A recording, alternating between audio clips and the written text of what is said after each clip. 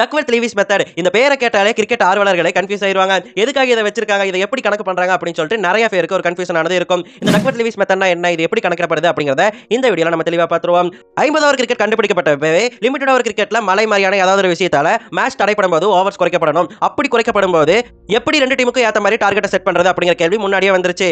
அதுக்காக நிறைய ரூல்ஸ் முன்னாடி வச்சிருந்தாங்க. முக்கியமா ரெண்டு லாஸ் வச்சிருந்தாங்க. அதுல ஒன்னு தான் ரெயின் ரூல். இந்த ரெயின் ரூல் படி என்னன்னு கேட்டீங்கன்னா ஆவரேஜ் தாங்க. அதாவது 50 ஓவருக்கு ஒரு டீம் 250 ரன் அடிச்சிட்டாங்கன்னு வச்சுக்கோங்க. மலையாள செகண்ட் பேட்டிங் பண்ணக்கூடிய டீமுக்கு 30 ஓவரா கம்மி பண்ணிட்டாங்க. அப்ப 50 ஓவருக்கு 250னா ஒரு ஓவருக்கு 5 ரன் அடிச்சிருக்காங்க அப்படின்னு கணக்கு பண்ணி 150 டார்கெட்டா 30 ஓவருக்கு செட் பண்ணுவாங்க. இது முதல்ல இருந்துச்சு. அதுக்கப்புறம் இது செகண்ட் பேட்டிங் பண்ணக்கூடிய டீமுக்கு சாதகமா இருக்கு அப்படின்னு சொல்லிட்டு MPO most productive overs method அப்படின்னு சொல்லிட்டு கொண்டு வந்திருந்தாங்க. இதன்படி ரொம்பவே சிம்பிளா சொல்லணும்னு வச்சுக்கோங்களேன், எந்தெந்த ஓவர்ல ஒரு டீம் கம்மியான ரன் அடிச்சிருக்காங்களோ அந்தந்த ஓவர் எல்லாத்தையுமே ஓவர் குறைக்கப்படும் போது கழிக்கிறது தான் MPO ன்னு சொல்லுவாங்க. இதுதான் 1992 வேர்ல்ட் கப் செமிஃபைனல் நடந்துச்சு. சவுத் ஆப்பிரிக்கா 2 ஓவர் அந்த மேட்ச்ல மெயின்டைன் பண்ணியிருந்தாங்க. அதனால கடைசில 2 ஓவர் கழிக்கும் போது 13 பாலுக்கு 22 ரன் இருந்தது. 12 பாலா கம்மி பண்ணப்பட்டப்போ ஒரு பாலுக்கு 22 ரன் குறிக்கப்பட்டுச்சு. அதனால இது ஃபர்ஸ்ட் பேட்டிங் பண்ண டீமுக்கு சாதகமா இருக்கு அப்படின்னு சொல்லிட்டு நிறைய பேர் இதுக்கு சொல்யூஷன் கண்டுபிடிக்கணும் அப்படின்னு சொல்லிட்டு முயற்சி பண்ணாங்க.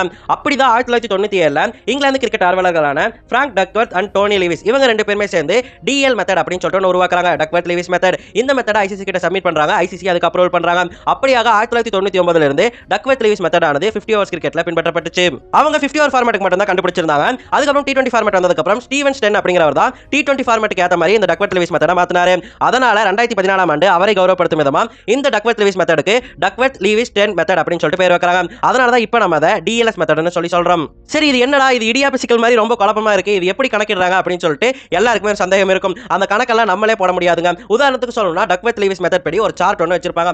அந்த சார்ட்டை பின்பற்றி தான் ஒவ்வொரு மேட்சுக்கும் மழை வரும்போதுமே அவங்க டக்வர்த் லீவிஸ் மெத்தடை பின்பற்றாங்க. அந்த சார்ட்டை எதன் அடிப்படையில் பண்ணிருக்காங்கன்னு கேட்டீங்கன்னா எத்தனை விக்கெட் கையில இருக்கு, எத்தனை ஓவர் நீங்க பிடிக்க போறீங்க, இந்த ரெண்டு அடிப்படையா வச்சு தான் அவங்க கணக்கிட்டு இருக்காங்க. இந்த ரெண்டு டீமே ரிசோர்சஸ் அப்படின்னு சொல்லிட்டு டக்வர்த் லீவிஸ் மெத்தட்ல சொல்றாங்க. உதாரணத்துக்கு ஒரு டீம் 50 ஓவர் நம்ம ஃபுல்லா பிடிக்க போறோம் அப்படின்னு சொல்லிட்டு வராங்க. சோ அவங்க கிட்ட இப்ப 50 ஓவரும் இருக்கு, 10 விக்கெட்டுமே இருக்கு. அப்போ 100% ரிசோர்சஸ் அவங்க கிட்ட இருக்கு.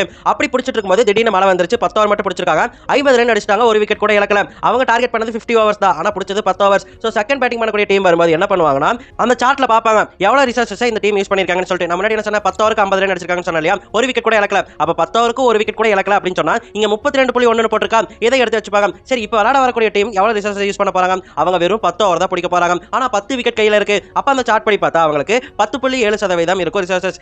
அந்த ரிசோர்சஸ் வகுத்து 50ஆல பெருக்கிறத பாஸ் ஸ்கோர்னு சொல்லுவாங்க. அது கூட ஒண்ணா சேர்த்து டார்கெட்டை செட் பண்ணுவாங்க. அப்படி பெருக்கி பார்க்கும்போது 150 ரன்கள் கிடைக்கும். அப்போ இந்த டீமுடைய டார்கெட் ஆனது 10 ஓவருக்கு 151ன்னு சொல்லுவாங்க. ஒவ்வொரு ஓவர் குறைக்கப்படும் போதும் ஒவ்வொரு விக்கெட் இழக்கப்படும் போதுமே டார்கெட் பெருசாகிக்கிட்டே போகும். விக்கெட் இழக்காம இருந்தாங்கன்னா டார்கெட் கம்மியாக வாய்ப்பு இருக்கு. சோ அந்த சார்ட்டை பேஸ் பண்ணி தான் அவங்க முழுக்க டக்வர்த் லீவிஸ் மெத்தட பார்க்கறாங்க.